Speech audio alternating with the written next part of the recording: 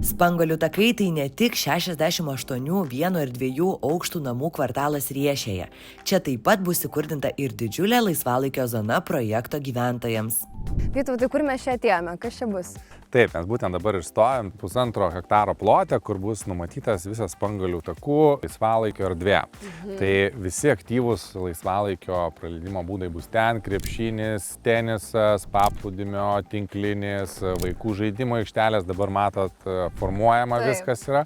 Čia, kur stovim, čia yra tvenkinys, bus padarytas labai gražus paplūdimys, piltas smėlis, galės žmonės degintis, pasivaikščiojimo takai numatyti, laužavietės, jeigu atvyksta draugai, netelpat į kiemą, galit visi ateiti ir čia labai fainai praleisti laiką. Bet tai aš galiu grilinti ne tik su savo draugais, bet ir su kaimynais, su savo bendruomenė. Taip, būtent, kad čia galės susirinkti visi kaimynai, rengti kažkokius turnyrus, turėti bendrus vakarus, visų kaimynų vaikai galės žaisti šitoje erdvėje ir visi bus laimingi. Tai vanduo yra, smėlis yra, o kaip gultai, skėčiai reikia pačiam atsinešti?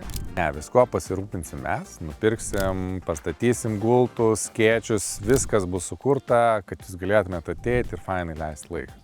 Tai įsigijus namą gauni ir pramogas, ir erdvę bendruomeniai, ir grilių, ir smėlį, ir net gultą.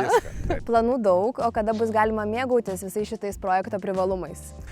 Planas yra toks, kad visą laisvalaikio zoną norim įrengti kitų metų pavasarį. Tai jau kitų metų vasarą galėsit eiti, džiaugtis šituo visų gėriu. Vytautai, skamba viskas taip gražiai, romantiškai. Pramogų daug, bendruomenė nuostabi, net pavadinimas toks svajingas – Spanguolių takai. Kodėl? Todėl, kad visa laisvalaikio zona bus apsolinta spanguolių krūmais. Galėsit laisvalaikio ateiti, pasiskinti spanguolių, galėsit pasiskinti gėlių, parsinešti namo. Tai bus tiesiog nuostabi vieta gyventi. Tai puikia vieta sulėtinti gyvenimo tempą ir mėgautis gamtos apsuptimi. Tikrai taip. Prisirenki pintinę spanguolių ir keliauji namo kepti spanguolių pyragą.